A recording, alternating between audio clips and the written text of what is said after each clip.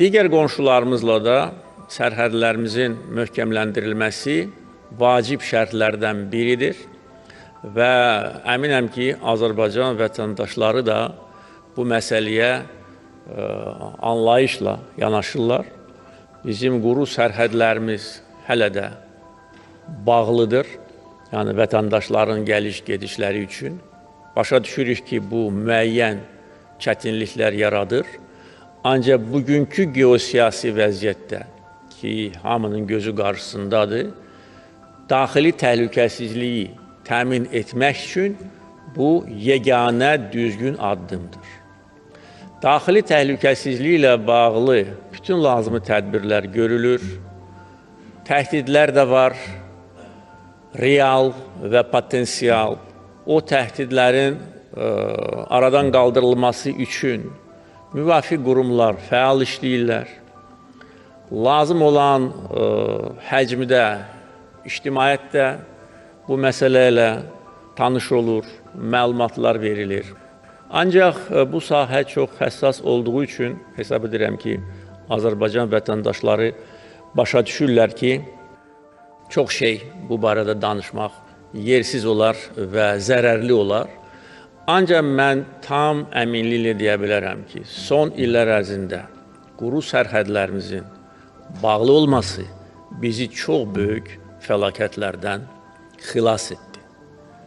Hətta bugün sərhədlər bağlı olan vaxtda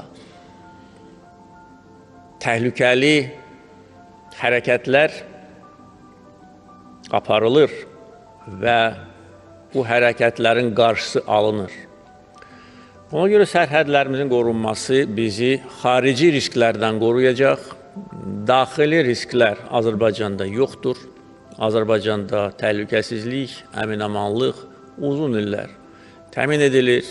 Sabitlik bütün dünya üçün nümunə ola bilər və hər kəs bilir ki, əgər sabitlik olmasa heç bir ölkə inkişaf edə bilməz. Və bugün sabitlik pozulan ölkələrin vəziyyətini və aqibətini hər kəs yaxşı görür. Bu, təhlükəsizliyin, inkişafın, xarici sərmayənin cəlb edilməsi üçün başlıca şərtdir. Bizim təhlükəsizlik ilə bağlı bütün digər tədbirlər lazımi səviyyədə təmin edilir. Azərbaycan güclü dövlətdir və ildən ilə bizim gücümüz artmaqdadır. Digər vacib vəzifələr, yəni ideoloji təhlükəsizlik ilə bağlıdır və burada da biz daim diqqətli olmalıyıq. Çünki bizə qarşı ideoloji təhribatlar davam edir.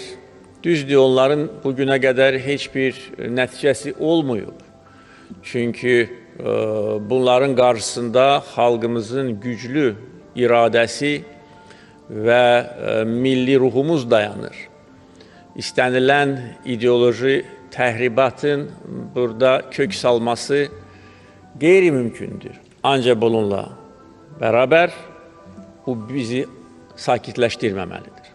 Ona görə biz daim buna hazır olmalıyıq və bizə qarşı aparılan çirkin oyunları ifşa etməliyik, necə ki edirik, həm rəsmi surətdə, həm ictimai məkanda, media məkanında və hesab edirəm ki, Azərbaycan xalqı bugün hər şeyi yaxşı görür, hər şeyi yaxşı bilir.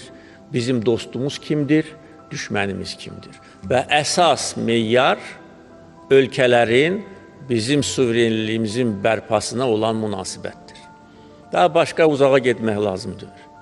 Bizi kim dəstəkləyib suverenliyimizin bərpa edilməsində, kim təbrik edib? Bu bizim dostlarımızdır. Buna qarşı kim çıxıb və kim çıxır, bizə dost ola bilməzlər. Sərhədlərimizi daha da güclü qorumalıyıq. Bunu da önəmli vəzifə kimi qoyuram. Bu istiqamətdə də önəmli addımlar atılmışdır. Xüsusilə nəzərə alsaq ki, 2-ci Qarabağ müharibəsindən sonra həm Azərbaycan, İran o vaxt işğal altında olan sərhədə biz qayıtmışıq, həm Azərbaycan, Ermənistan şərti sərhədində yerləşmişik. Əlbəttə ki, sərhəd infrastrukturunun qurulması xüsusi əhəmiyyət daşıyır və burada da ən müasir üsullardan biz istifadə edirik və edəcəyik. Və sərhədimiz elə möhkəm bağlı olmalıdır ki, bir quş belə uça bilməz. Və sərhədlərimizin qorunması eyni zamanda bizi xarici risklərdən qoruyacaq. Çünki ölkə daxilində risklər yoxdur. Bütün mümkün olan potensial risklər ölkəmizin hüdudlarından kənarda yerləşir və formalaşır. Və təhlükəsizlik tədbirlərinin bundan sonra da görülməsi vacib vəzifə kimi qoyulur. Biz həm fiziki risklərdən özümüzü qorumalıyıq, təhlükəsizlik tədbirlərinin gücləndirilməsi nəticəsində və sərhədlərimizin möhkəmləndirilməsi nəticəsində həm ideoloji risklərdən özümüzü qorumalıyıq. Və ideoloji risklər sərhəd tanımır, xüsusilə indiki şəraitdə.